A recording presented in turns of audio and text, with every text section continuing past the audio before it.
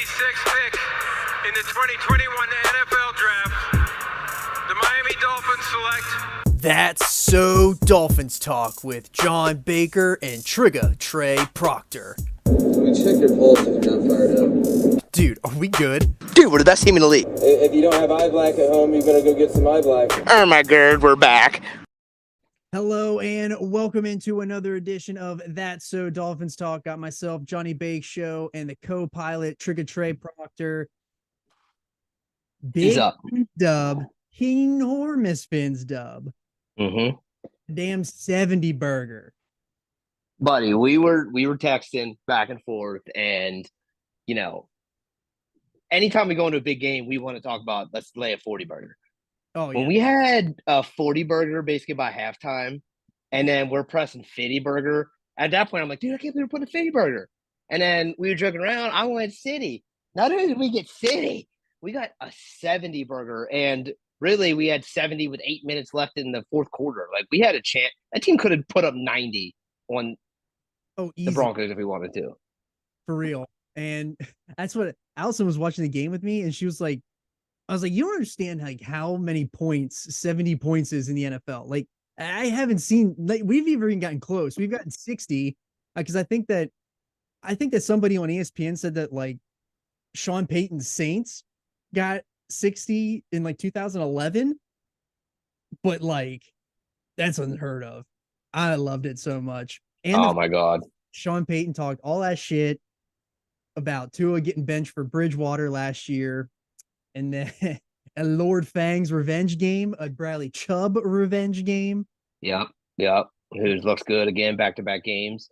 Yeah, and like, dude, it just felt like it was one of those games. I said to my dad, I said, as we're watching a game, like I think we had a false start or a holding penalty or something, and then the next play on 2nd and 16, we get a first down. And I said to Dad, I said, this is what it feels like watching the Chiefs, to where they lose like 8 yards on a gimmicky play or something, and then we come back and just gain 18 yards like this. Like, it does. How many times in the past has a holding penalty just derailed a drive? We're done. Like, we might as well just punt. That's literally like our entire lives, especially in the Adam Gase era. Dude, there was ever a penalty. It was literally, we'll just run either a draw or a screen instantly. Yeah. I mean, I think overall defense played well. Russell Wilson is elusive. So, you know, he was able to escape the pocket and make some plays. A couple of X's plays that he gave up, I think, you know, it's more of a Russell buying time, and it's kind of hard to cover a receiver for that long, especially on that field that we're slipping around on, Tom Garfinkel. Can we get that figured out? We're having this conversation again. But I think overall, like, defensively, we played excellent. I mean, if you think about it, we had those 2 forced fumbles, but there wasn't really, you know, I guess when you think of 70 points, you're thinking of like defensive turnovers, punt return touchdowns, things like that. And it was literally just the offense stepping in there and scoring 10 touchdowns. And don't get me wrong, the defense, you know, was opportunistic and turned the ball over. Javon Peanut Punch Holland is absolutely, you know, again, making his name for himself in the NFL. It's just, this team is full of stars, dude. Mm-hmm. Yeah. Holland, I think he's starting to find his groove in the defense. I really like that. And that's definitely one of my parts of, for like the good and the bad and the ugly.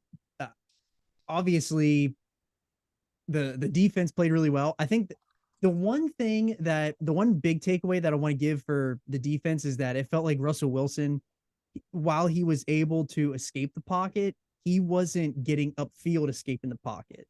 He was going sideline to sideline. So it looked like our depth, like I don't know if, because a lot of times DNs will talk about going into a game, they study the quarterback's depth drop back. Mm-hmm. So I don't know if they saw something on film that they knew, you know, normally Jalen and Chubb like to rush to this deep, this level, whatever it is, and they changed his drop. It just felt like we were always, like, he was always one step up away, or we were getting run out of the loop, or normally we see that bent. So I don't know if it was something game plan wise, or it's just, you know, of course, Phillips had a sack that he fell on. Chubb had a sack that he fell on. So we were slipping all over the field.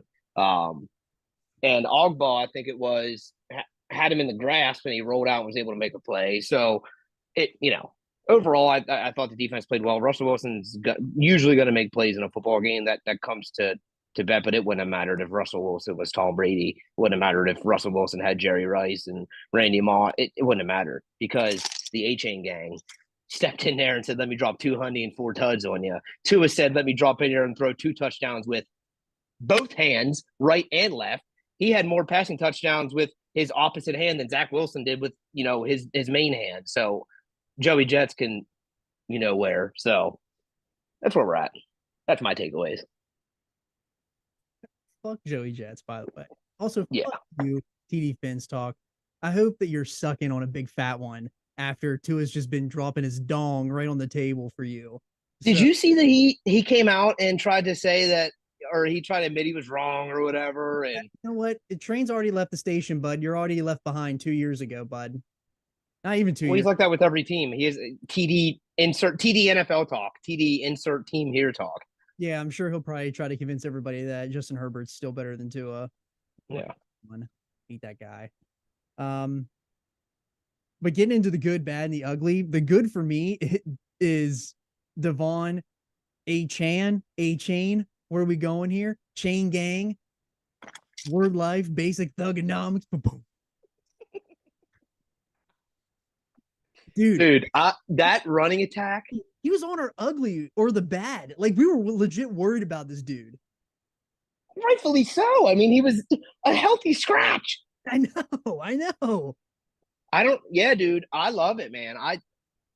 Listen, I don't want a single word about Jonathan Taylor or any other running back ever muttered about this team ever again. And we still have Jeff Wilson running 4 threes hanging out, not back yet. I have a theory. And this isn't even a theory. I'm just going to say, I'm stealing this from Reason. Reason said that at the deadline, instead of going for a running back, we don't need one clearly anymore. We should go after Aaron Donald if the Rams are sucking. Because because Wilkins is going to get a bigger contract than Aaron Donald, assuming, right? Yeah. Why would right. I think allegedly I think Aaron Donald's at 24 mil a year. Oh, and Wilkins wanted 20. Okay, fair. And Wilkins was either wanted 20 or allegedly was offered 21 and wants 24. Okay. Well, I don't know, but still, Aaron Donald, dude. Donald. Yeah, holy cow. Who else? I mean, I don't really know who you could really, like, if you're going to go out on the trade market.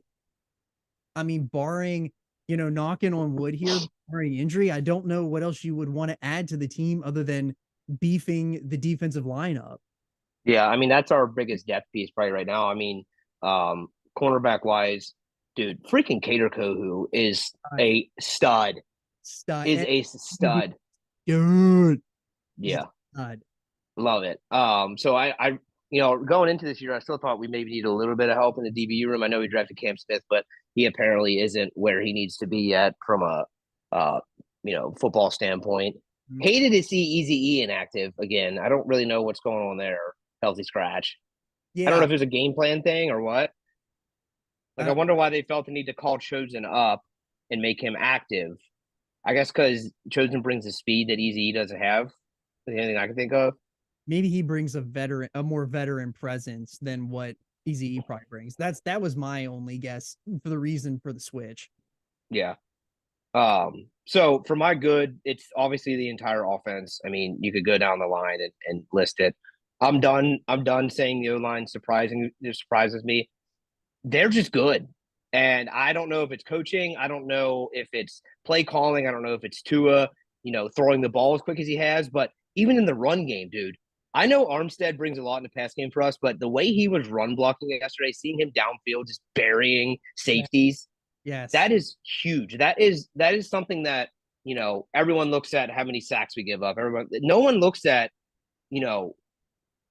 linemen getting downfield and getting that second block, getting that third block, getting that touchdown run block. Believe me, we had a lot of touchdown runs. And it speaks volumes to this O-line. It speaks volumes to the coaching that, they've been able to implement in the offseason, bought in. And, Tua made the comment, a big middle finger to everyone who was requesting line help. That was me. Yeah, So literally fuck everybody me. was. Right. Yep. Shoot me the bird. I was clearly wrong because this team, I mean, this team's offensive line is a strength. Yeah, as of right now, it's a strength. Now, I guess with I don't know how serious Connor Williams is. Yeah, I don't know what's going on with that. And Eichenberg's snaps are not crisp. So Well, we neither. need to get Dan Freeney back in the building if he's still available. I think he signed with the Jets or the Pats. Oh no, we traded him, didn't we? We traded him for picks.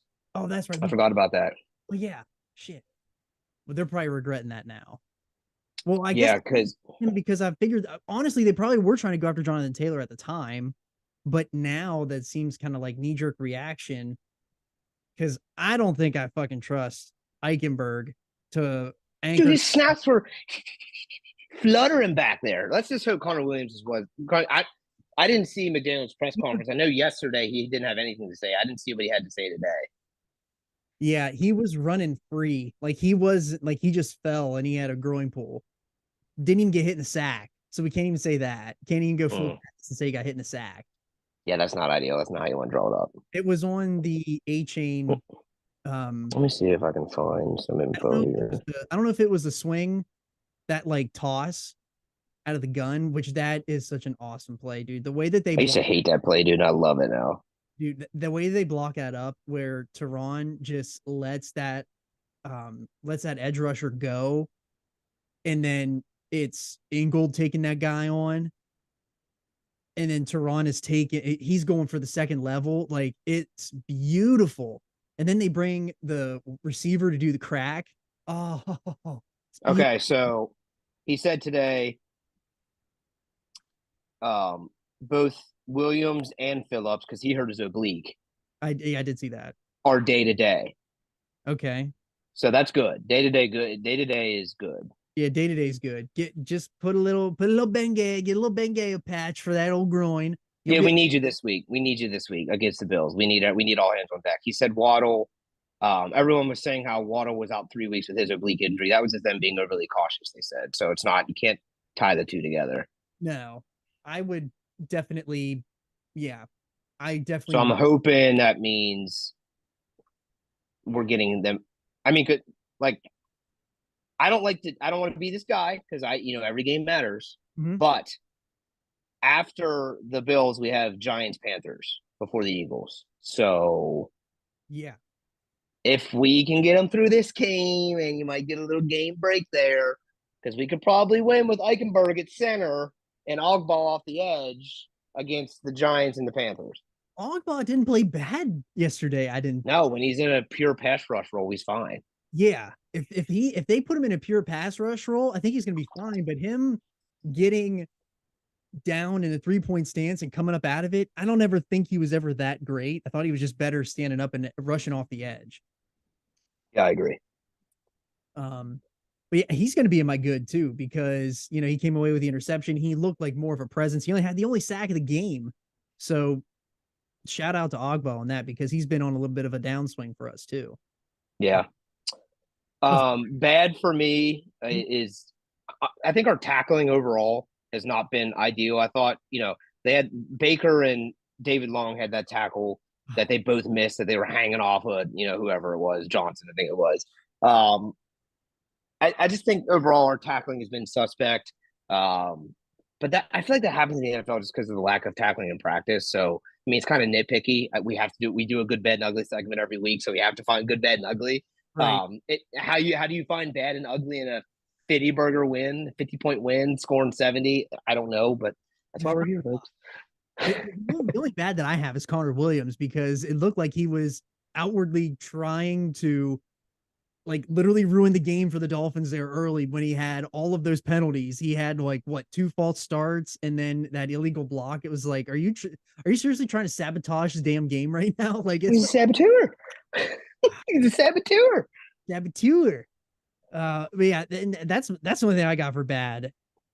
Yeah, my bad would just be the tackling. I'm with you on the tackling. I feel like the tackling gets a little suspect.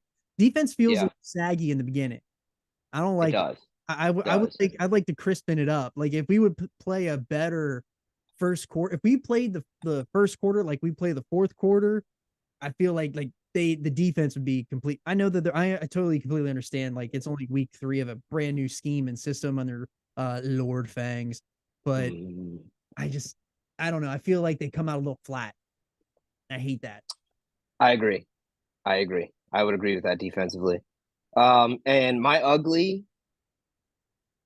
Sorry, I'm messing wrong with these colors. I like this light bulb I got. My ugly has got to be that fourth down play call by McDaniel. No, That thing was so bad. it was Like it was. dude. It's one thing if it didn't come right after an Ingold QB sneak. I don't understand why they went back to the well with. I love Ingold. So do I, but why go back to the well back to back time? That you can't do that. Yeah, you can't do that. We have too much speed. Like just run a jet sweep or a little pop pass Yeah, or anything. Like, come on. It's at this point. else was working. That's the only Yeah. thing that didn't work all day. Mm-hmm. So yeah, That's my ugly. It's nitpicky. It doesn't. It didn't matter in the grand schemes of things. no, You know, we still got the stop, but right, if I had to nitpick an ugly, it'd be that for me. correct. Yeah. Also want to add if you're listening to us in podcast platform, you can also watch us on the YouTube channel at the Podski, and make sure you drop a like and subscribe to the channel. Also, download, rate, and review, and subscribe. We're going to be doing these Dolphins reviews after every single week, so join us for that. So we also want to give a special shout out to Elena. Thank you for giving us a little love on the Instagram. So it's awesome. Yeah, that's great. Here to at least check out the game, seeing a 70 Berg drop. So shout out to you for being a loyal listener to that So Dolphins Talk. What's her handle? Did you get what's the shout out her handle? I gotta pull it up. You're so unprepared, dude. Yeah. We're professional podcasters here. Oh my gosh, so slow. It's Elena Slaughterback. It's her name. Yes, Atlanta Slaughterback. Yes, thank you so much, guys. Please shout us out as you're at the games, or if you hate one of our takes, if you like one of our takes. We appreciate the interactions. We love. We're here for the fans. We're here because we want people to engage in conversations with us, and yeah, we love it. We don't just do it for. John and I text 24/7, so we can just talk to each other. So. If it's not about Dolphins, it's about Dame right now. Yeah. Yeah, it's a whole other situation. Stay tuned for That's So Heat podcast this year. Oh my gosh, dude. That might be a weekly though. We can't do one for every game. My goodness. Yeah, get into stock up, stock down. Stock up for me is the fact that we have a balanced offense, dude. Yeah, that's a good point. That's a really good point.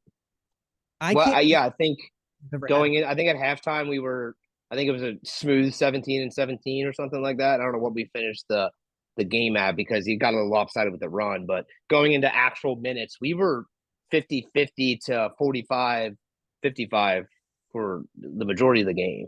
Yeah. Well, I think that they said on the telecast that we were 30 for 30 last week, like 30 passes, 30 runs. So, I mean, we're really balanced this year. We were begging them to run the ball last year. They finally are. And it's all because I get kind of mad. I kind of wanted that one too. Stats. I want him in the MVP. I said to Dad, because Dad and I both have Mostert in fantasy, and we're at the 4-yard line. I'm like, look, everyone got a little love. Let's get some more to a passing tutty. So I appreciate him with the no looks and the flips and all that. The shovel passes that count as passes, padding those stats. Appreciate that. Everyone knows he can only check the ball down, so I appreciate him doing that. Yeah, exactly. Yeah, because I have Mostert. I picked up Mostert. He went undrafted in all my. I'm pretty sure Mostert went undrafted in every single one of my leagues, and I got him in 2 out of like the 3 that I'm in. And okay, everyone thought that A-Chain was gonna come take that job over. Well, A-Chain is. I think some people did pick him up now, but like, he went undrafted too. So, I mean, I don't think it's fair to expect obviously 203 yards and 4 touchdowns out of both backs every single week. That's not going to happen. But Mostert, he scored every game. So, yeah, Mostert's a dog, which is a dog certified dog.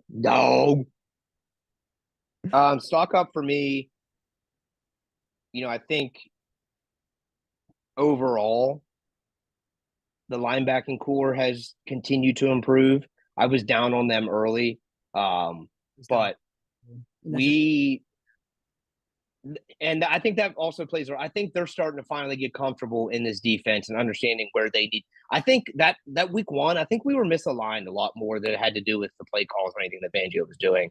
I think we were misaligned. I think that linebackers weren't fully understanding the differences in the two defenses that they go from playing last year to having this in live reps against another team that isn't in the preseason with your full unit, understanding where you know Baker and Long need to understand where Davis and Wilkins are going to be on every single play, every single snap with their slant. Not that I'm sure they understand that, but it's so different unless you're playing with that. So right. now that we have 3 full games of that unit together, I know Long didn't really do much week one, but it's steadily improved. And, obviously the Seahawks, Jesus, Russell Wilson, the Broncos had to get a little pass heavy because they were down 4 million points, so they didn't run the ball as much. But I think overall, our linebacking core stepped up immensely. Yeah, I definitely agree. It goes back to the same thing. I always want Jerome Baker to do more, and I don't know why I expect him to do more. I don't know. I guess just for the fact of watching him whenever he was at Ohio State and just watching him just fly around the field, which he does still fly around the field, but it's just I don't know. I He just kind want of feels like one of the last pieces of like yes, old school when the Dolphins still sucked that have always stuck around. yes, he's a Gase hangover. So like that is Yeah, weirder is the fact that he's got to be like the long other than Howard. Is he like the longest tenured player on the team? Because Howard was first. when did we draft Ferguson? Oh, I think Ferguson was like 19. I think he was on. Wasn't he on Burrow's team? Yeah, he might have been on Burrow's team. Yeah, you're right. Yeah, so it's got to be Howard and Baker. It's gotta be, yeah, because I don't think they were the same draft class. I think Howard was the year before because they Yeah, won the year before. Then the year after they took Baker. yeah. So that's why you have a soft spot for him because those are the last two pieces. I was giving Howard shit yesterday too. I don't know why I want to hate on him for some reason. He's got to clean it up though, brother. Wrap it up. Wrap it up when you out in the club. Yeah, yeah. We got to figure that out. We can't be having that. Actually, I don't care. If you're fucking winning games, dude, do whatever you want. Yeah, you're making money. I don't care. You're winning games. You're getting interceptions. I mean, just be respectful. Yeah, yeah. That's all. Uh, Stock down's our punt unit just because I don't even know what they look like because we don't have to punt. We punted 5 times in 2 games. yeah, I know. I did have one. We kind of talked about it earlier, but my only stock up was that the fact that Eichenberg was able to step up in a situation and he didn't. He didn't hurt us. His snaps weren't great. But Great, but it didn't feel like Tua was gonna like get mauled if he didn't get like if it or the snaps or anything like that. So that was my only thing that I wanted to add for stock up. But yeah, stock down, definitely. Yeah, my stock down is the safeties felt a little shaky at times, throwing deep downfield. yeah, Felt, there were some that yeah. felt like a step late. And I don't know, like if they just weren't expecting them to go. I don't mean your safeties. You got to expect them to go deep, but like it just felt that their that deep pass down the middle to I believe it was to Mims that they were just like literally a step late. And that I mean, that's where Josh Allen's going to throw the ball next week. He's going to throw it down the middle of the field, right in between your safeties on a bullet. Like we got to be there. So that's my Yeah, only. I mean, we'll get to the game plan next week for that, but I don't know how much I mean, it's going to be the same story this week, but how much of Russell Wilson buying time did that affect our downfield coverage? I want to give like some respect to Russell Wilson because he hung in there. He hung in that pocket and He got drilled a couple times, dude. he was taking some shots. Like Yeah, which I like to see. yeah, Shots, boo, boo, boo. Shots, explosives, boo, boo. Love to see it. love to see it. I was just didn't want them to get any of them late. It was late, a little rough in the passer calls, so that they always like. Yeah, look,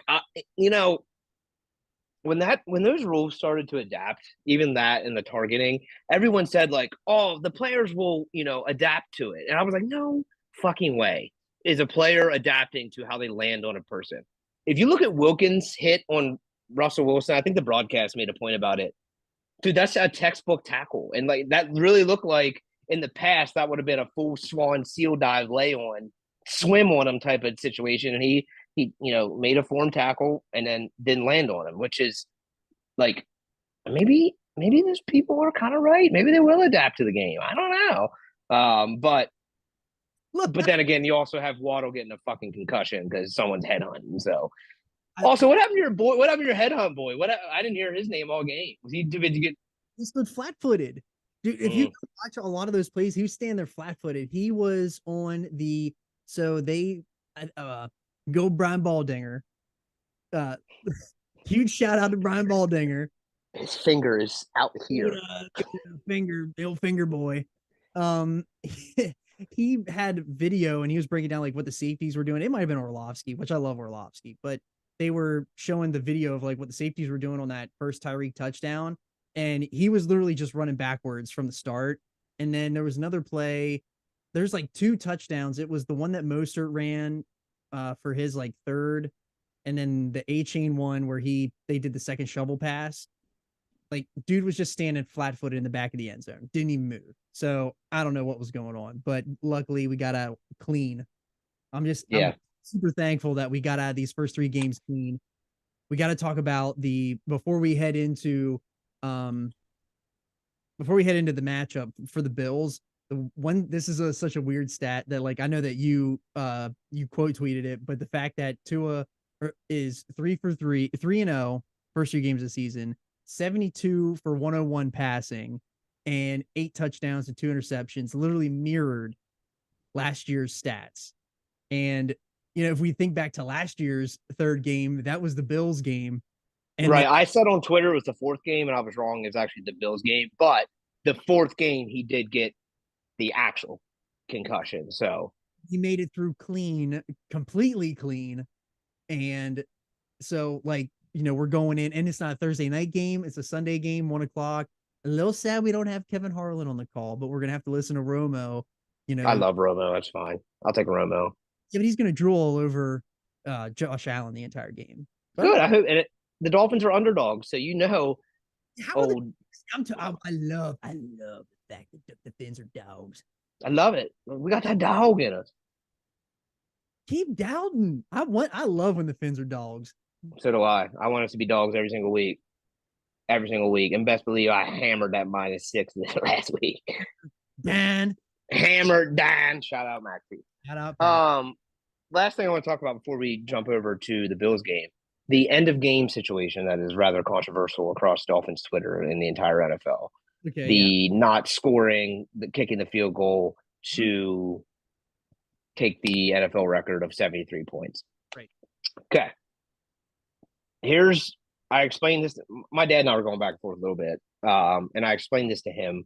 This is me coming from a former retired high school football coach. There's every ounce of me, and I'm the type of dude run the score up. I would have been so thrilled if they did it. Would not have cared. Hate us. I hope every NFL owner just complains, whatever. Would not have cared. Flip side, totally understand why McDaniel does it that way. Also, totally understand why, in his mindset, like this game that record means nothing. Because guess what? If we score 73 points and lose in the first round of the playoffs, no one cares that we scored 73 points. Okay. So I think, he did the right thing. And in a weird Chase Rhodes kind of way, it's almost more disrespectful to not kick the field goal. Because it's like a weird thing. It says like, we could have. But right. Have your medicine, Sean. Oh man, those after game interviews, dude. They interviewed Sean and he was like, "What's the question?" It's like, "Well, this was historically embarrassing." Yeah, what's the question? And then the lineman he said, "How do you feel?" And he said, "Shit." Yeah.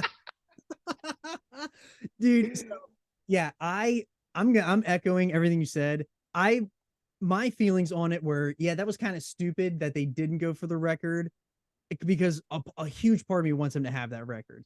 But then again, all that the Dolphins fans have kind of had for like more than 30 years is the 72 Fins, which is a meaningless record that means literally nothing because we haven't done anything since. So like there's no point in doing a useless record that exactly what you said. If we get bounced in the playoffs by like 45 points, then like literally we're going to be the laughing stock because we ran it up and did that. Like Mhm. and it is kind of almost kind of like, yeah, it's We more could have. it's almost more of a mind fuck for the Broncos. The fact there's like, we could have, but we didn't. Like, but yeah, I'm totally on board with the fact that I would rather the Broncos stay the laughing stock, and the fact that the Finns took the high road and didn't, because like literally coaches in the past, they would have ran it up. I feel like Gase would have probably tried to score 120 points, Oh yeah, 100%. and he would have got Well, five. because he was under the microscope for not being able to score points though. So that I don't blame him. No, I think the other thing is McDaniel was so confident in his position that he's like, I don't need to score 73. I'll score 70 and we'll be okay. Right. So that, yeah, I'm totally cool with them not breaking the record. We don't need to do that. I'd rather keep Broncos a laughing stock, and we'll just keep it on. Get Yeah. looking at it. Get a little Marina intro on the pod. Marino, pod debut, bud. But yeah, moving on to this Bills game. So this weekend there's two big games. We got the Finns and the Bills at 1 o'clock, and then the 4 o'clock game, I believe it's Cowboys 49ers. So there's some I big, didn't know that. yes. So I'm excited for this weekend. The Finns are coming in at 2.5 point dogs, and I guess I have some questions that I want to ask you, but what do you think? What do you think the Finns' defensive game plan should be? Like, what's different this year from last year? Yeah, I mean, I think the biggest thing is the way we played defense last year. It allowed, like, we created a lot of turnovers, but it also allowed quarterbacks to, if they find that running lane, to be able to hurt us with their legs. And the only thing that's hurt us leg wise this year with any running quarterbacks that we've played, I know it's only been Russell Wilson this week. The only thing that's really hurt us is the escape in the pocket, right? So I think we need to figure out a way to limit what Josh Allen's able to do outside of the pocket and limit what he does with his legs. We're never going to stop it. He's going to make plays. We need to understand that. And we also, I think if I'm Vic Fangio, I go into this game and I know Josh Allen is Josh Allen, and he is turning the ball over. And I think that I'm allowing him to hurt himself before we feel the need to press. Now, that's the game plan going in. I think we need to be able to adapt to that too. If we can go in there and score the way we've been scoring, yes, we scored 70 points, but remove that and just look at even the Patriots game. We still, even though that game was closer, it really felt like we controlled that game. If we're able to continue to do that, like this Bills defense isn't great against the run, not great against the run. And we seem to have one of the better running attacks in the NFL. Numbers are a little skewed because we just ran for 6,000 yards. So, but I think defensively going into this game, you need to eliminate what Josh can do with his legs, and figure out a way to get pressure on him. This is obviously a given, but how do we get pressure on him so that he's not buying time and hitting Stephon downfield, Gabe Davis downfield? This is a game I'd love to have freaking Jalen back for, man. Yeah, this would be a great game to have, Jalen. I'm glad that you brought that up, because last year one of the big adjustments that were made like mid game, especially in that late season game, was the fact that they just spied Holland on Josh Allen, which right, which they may do that again. The other thing is, I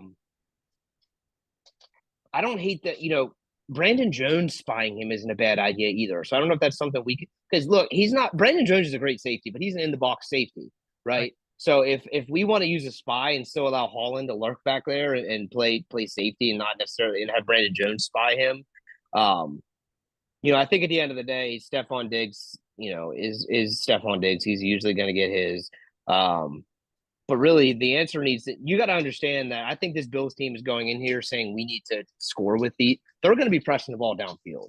Yeah. We need to come in expecting them to press to score points, because they're going to feel like they have to try to keep up with us. It's going to be a track meet. This is going to be a high scoring game. I don't know what the over under is, but bet the over. Like I think it's going to be a shootout. I'm picturing Mahomes, Allen, Sunday Night Football, however many years ago that what we know was 45-45. Give me 2 seconds. Well, Trey's running off. I personally think that based off of kind of like what we've been doing offensively and especially with defensively, I'm hoping it doesn't turn into a track meet. I'm hoping it doesn't turn into like one of those like hold your ass because we got to score now or we're gonna be out of the game. But yeah, when I say track meet, I don't necessarily mean that, but I also think that I don't know if I want another Chargers game, but it might turn into that. Yeah, I mean, Josh Allen's good at football. I understand. Like, he's a damn good quarterback, and he had a couple down weeks, and he played like shit against the Jets. And I'm anxious to see what we do, what Vic does.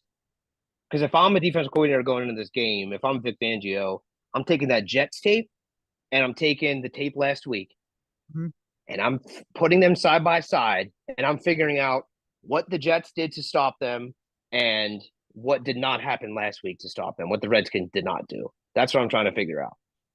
And it may be that Josh Allen just played better and made the throws, but there's got to be something in there schematically that the Jets were able to do that the Redskins were not able to do, be it that their coaching staff isn't as solid or that they don't have the players to do it.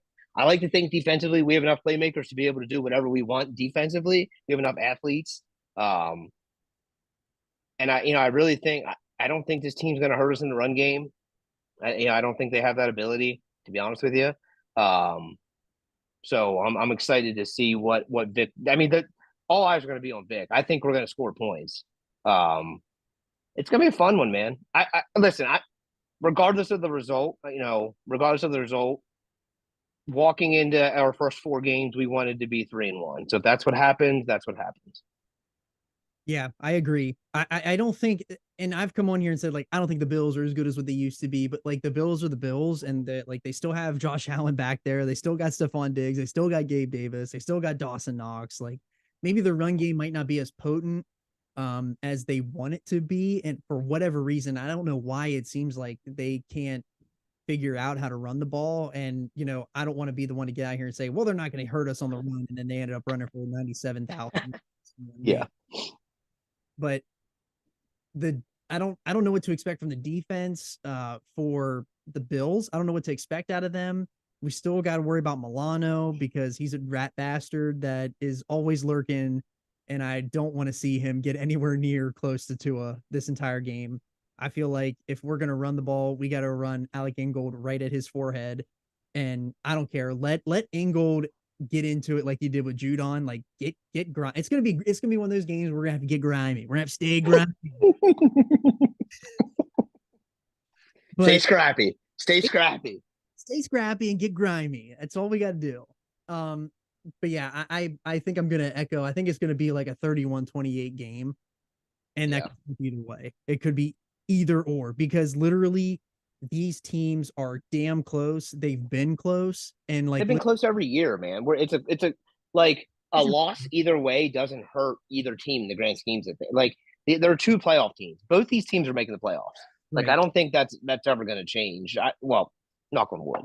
Both these teams are probably making the playoffs. So it would be huge to get a win early in the season in Buffalo. Oh my god! And then we go into Giants Panthers. Yeah, that'd be huge. And then we have Eagles. So we go into that Eagles game 6-0, basically. Not to overlook teams, but I mean, come on. Yeah. I'm going in. I would love to see them win, but I wouldn't be surprised if it literally ended up the same way that late season game ended in, like literally it comes down to a kick and they beat us by 1 or something like that. I'm hoping that doesn't happen, but that could definitely happen. We could also walk in there and just dog walk them because I don't know if anyone's stopping this offense, dude. This is something different. I don't know. No one's figured out the blueprint. They can say that the Patriots did, but I'm going to argue that all they did was say, hey, we have Armstead against the Patriots. That game's probably a 3-score game because we would have ran the ball down their necks. And that's literally what they said. Yeah. I saw a thing that basically said the best coach of all time, Bill Belichick, one of the best defensive coaches of all time, went into a game and his moniker is "Do not let the best players beat us." He played a high school four safety defense to not let Tua beat him. Yeah. What does that tell you about how the league views Tua? Yeah. So I just don't know what if the Bills have it defensively. Bills Twitter, they were a little scared. I'm seeing it on Twitter. They're like, dude, this offense is, they are kind of starting to see it. Just like I've always said, Josh Allen's a good football player. I don't think he's clutch. Time on Twitter. And I will speak it again. He's Tom Brady without the rings. He's whiny and he's entitled. But he's a good football player and he makes great plays. Flashy. Great. Shrinks big time in clutch. Shrinks in the playoffs. Shrinks.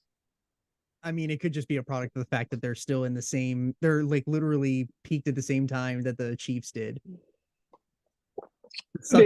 But their window's passed because this is all gas, no brakes. Miami Dolphins. But yeah, and then the last thing I want to do is the A-Chain. Do we think that was planned? Making him a healthy scratch and then bringing him in for a couple plays against the Patriots and then fully unloading him so that they can go into this Bills game like we still got another wrinkle we got left to throw at you. And Jalen Waddle didn't play. We scored 70 points without 90% of the league's number one receiver. Jalen Waddle's number one on almost every other team in the league. Yeah. I can probably name maybe there's probably 5 to 8 teams where he's not the number one on every other team, and he's not, and we missed him. Yeah. I'm super excited to get Jalen back because he's trending towards playing, so that's yeah, good. He's good. Honestly, I think had we not had all the concussion bullshit with Tua last year, Jalen would have played this week. Because Kenny Pickett's already probably had 6 concussions and played every single game. So I mean, it only pertains to the offense. Oh my god. But true. But yeah, I'm glad that Jalen got a week off now. He can come back and then we're fully healthy. We're trending upwards still. We're still trending up, which is good.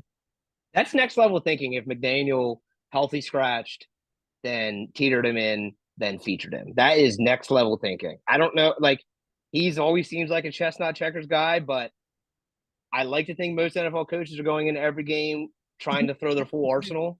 They played Uzukama, played him a little bit more, and he took him out, and they put A-Chain in. I don't know.